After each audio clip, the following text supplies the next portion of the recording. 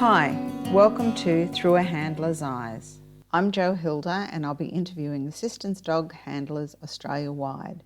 We won't be discussing legalities or training methods, just the journey of the human and their dog. Hi, today I welcome assistance dog handler Sandra and her two dogs, Boston and Bronson. Sandra's from South Australia and she's an owner trainer. How are you, Sandra? I'm fine, thank you, Jo. Can you tell me what initially influenced you in getting your first assistance dog? I got my first assistance dog by accident, is probably the best way of putting it. I had been working a number of jobs overseas and decided in a number of complex situations and decided that I needed to settle back in Australia, and I got a dog for company. And at that stage, I was diagnosed with PTSD, and the dog that I got, Tessa, actually identified when I was having a panic attack or going to have one. Yeah. And would come and sit with me, calm me down. Other symptoms, she would warn me beforehand so that I could take my medication. And so I found out what I could do to get her recognised, or what you needed to do to have a dog recognised or go through to become an assistance dog. So basically, she decided to be your assistance dog. You didn't make that conscious choice. Absolutely. It was still trial and error. I went initially through an organisation and found that stressed me out even more. So back in 2000 and I think it was 2013, there wasn't much. I was living in Canberra then, and there wasn't much around. Yeah. And much help around. So it was trial and error and learning from anyone that had an assistance dog what you could do to become a handler trainer, or a trainer owner, whatever you want to put it as, which is what we did. And that was in 2013, did you say? That was, I'm trying to work back. It was 2000 and I think we started in 2012. Yeah. And by 2013, she was going with me everywhere. And we were starting to get recognised in shops and places, and it was still a very big matter of educating the public, because assistance dogs weren't well known. No, it's still pretty ongoing, isn't it? Oh, yeah. Now you have Bronson and Boston. Bronson's in training. Tell me a bit about them. Tessa, my first one, ended up with dilation cardiomyopathy. Basically, her heart was failing early. And so I got Boston. And Boston is actually a Ridgeback French Mastiff cross. Yeah. Tessa was a Bull Mastiff Ridgeback cross. And because she'd been so good, I thought I wanted to stick to similar breed. Yeah. And Boston is the gentlest, most she's intuitive dog there is. If I'm going to have a migraine, she has a different signal. She gives me 5 minutes warning. My migraines are hemiplegic migraines. They leave me paralysed. Yeah. The worst one I had was when I was working overseas, and it took me 6 weeks to learn how to walk properly again. Oh, dear. Yeah, so they're not fun. I do have treatment for them, but, when one comes on, you have that fear that the paralysis is going to kick in again. Yes, but I understand. Her warning is enough that I can take the medication that just keeps it down to a normal migraine, if that makes sense. Yeah. Yeah. and it doesn't blow out, and it doesn't last 4 or 5 days, and it doesn't come back in a week. It lasts 24 hours, and I probably won't get another one for 3 months. She blocks for me if I feel threatened by someone, which does still happen with people with assistance dogs. Someone can get aggressive in public. Yeah. Or someone can just have that sort of attitude. She will get in front of me and block them from me so that I can deal with what I'm dealing. If I'm having a panic attack, often that's really an issue. You know, if someone raises their voice, I still will panic, and I've had fairly high pressure jobs that I've dealt with quite well in the past. I haven't been able to work since 2013, and that throws me for a loop. She will block, calm me down. I don't drop my shopping and run out of a shop anymore. I can actually walk to my mailbox without panicking. I can talk to you without stressing. Boston is now learning those traits. And Bronson, sorry, I'm getting confused now. No. Boston teaches Bronson as we go along. Yeah. So And why did you three? decide to get another dog at this point? Boston's been working since she went straight into work mode at 8 weeks when I got her. She's now 3. She's never had a chance to really get a break. I noticed with the COVID-19, and that's probably the trigger for us. We'd go out, we would get abused so much for being out in public. Yeah. How dare I take a dog that's going to give people these diseases? I was pushed. And people were stressing, and then you have other people who just wanted to cuddle from the dog because it made them feel better. By the time I got her home, she was exhausted. Yeah. So she was on an emotional high. I was not on an emotional high. And I decided she needed a switch off. But I needed her to get a switch off that was also something that I could work into our routine. Yeah. So I looked around and I got Bronson. Bronson is a pure Ridgeback, and he's as smart as a whip, and he's learning to be an assistance dog to give her a break. And she switches off with him. Well, that makes sense. She comes home. We go out together, all 3 of us. Him in learning mode, her trained. She doesn't stress out now when people are getting aggressive. Yeah.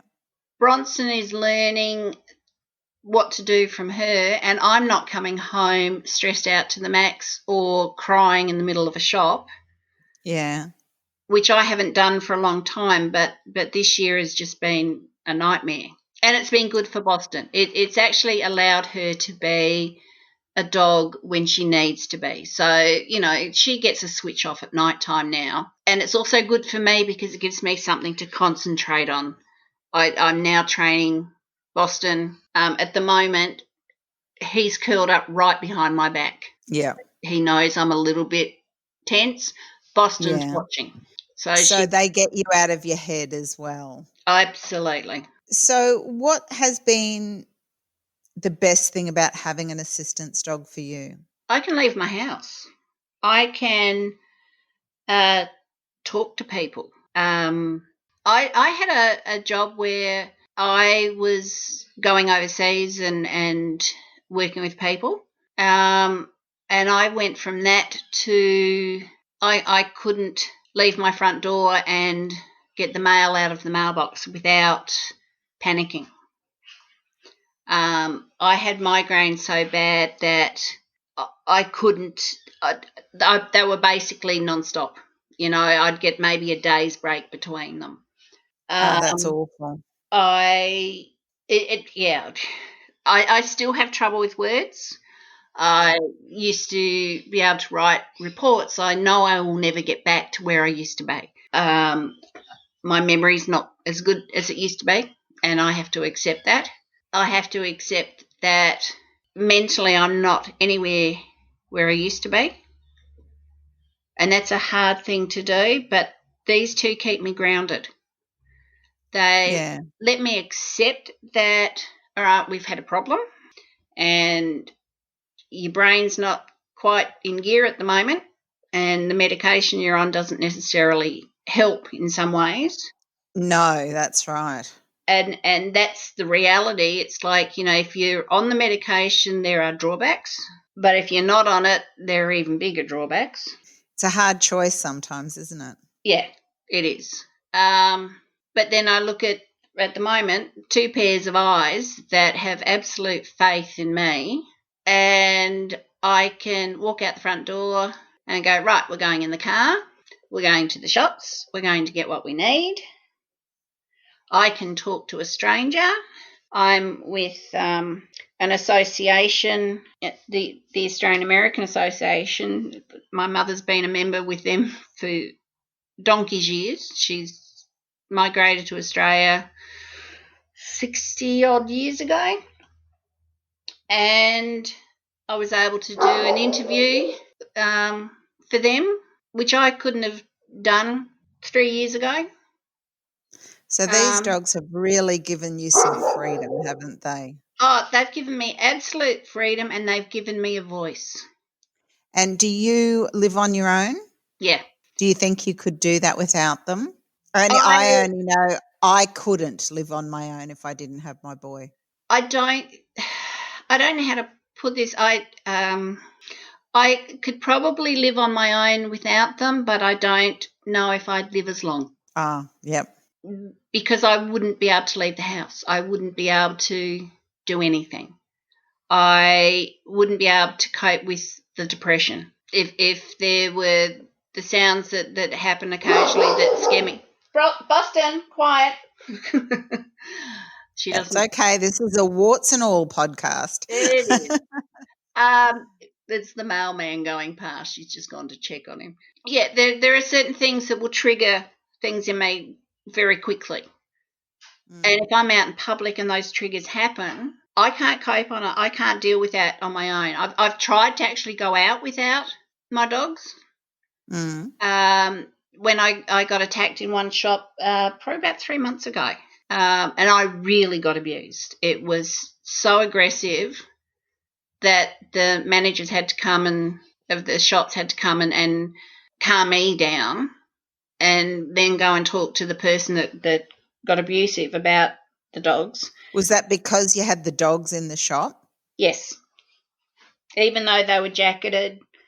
And there's no way I will take them into a shop without a jacket on. Yeah. Because it's not worth the hassle. It's not worth absolutely. to wear. Some people will take theirs in without jackets, and I just think they're running such a high risk of having somebody abuse them. I like it to be obvious.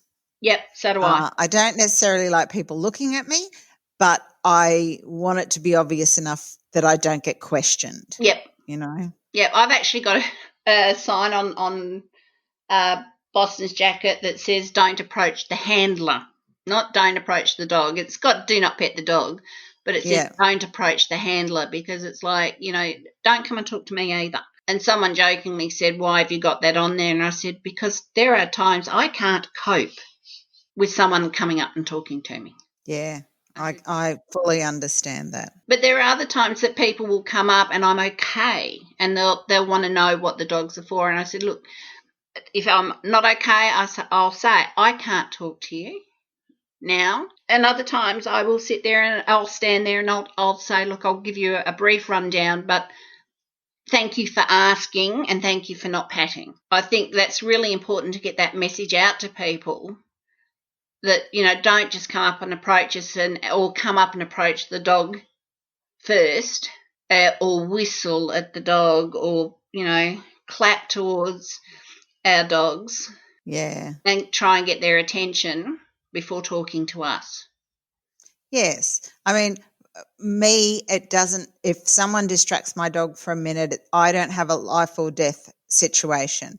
But I know there are a lot of people with seizure disorders or allergies or heart rate problems or other things that it is a life and death thing. If you distract this dog for 5 seconds, they might miss that critical moment. Oh, And absolutely. so, people forget that, don't they? Yeah, they do. So, what in your time doing this journey, is there anything that you wish someone had told you right at the beginning that would have made your life easier? I wish that someone had. I think it's like everybody else. I wish there was a central point you could go to that says this is the legislation, the federal legislation. This is the federal court case that says that a dog is considered trained if you are the one training it and you are the one that the dog is being trained for. Some people know that exists, some people don't. There are things like that out there. I think it also would be nice. I think it would have been a good idea. Oh, sorry, my words have gone again. That's Um, okay.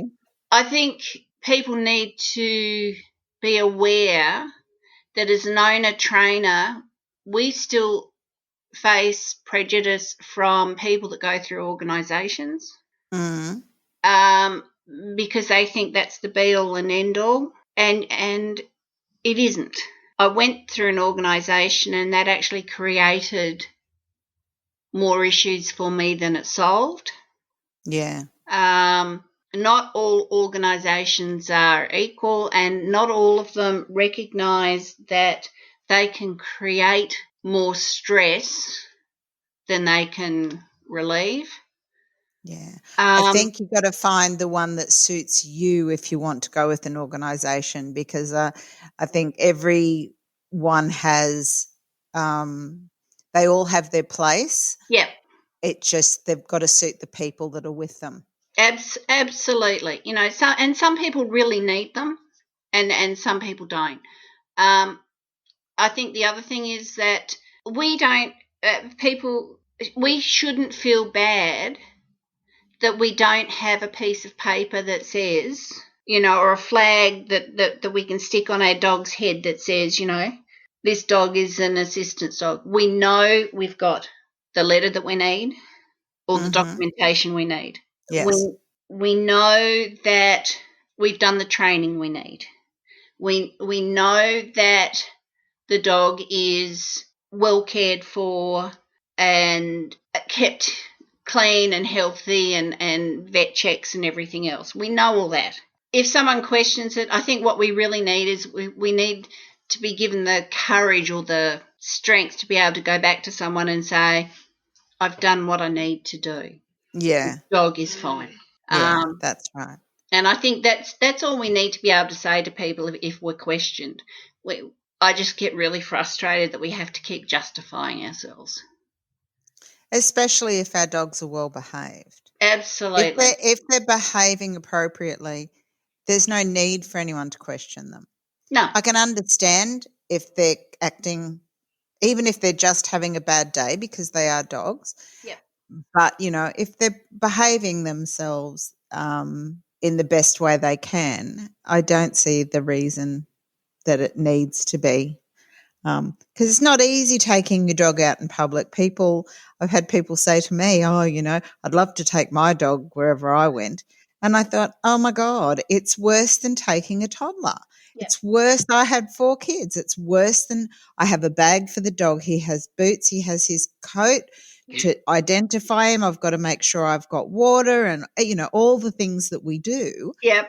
And and people think it's simple, but it's not simple at all. It's very difficult. And for some of us, I'm blessed, most of the time I'm not one of those people, just getting out of our houses is, like yourself, is the dog that's what they do for me. If I didn't have this dog, I would go nowhere, sort of thing. Yep.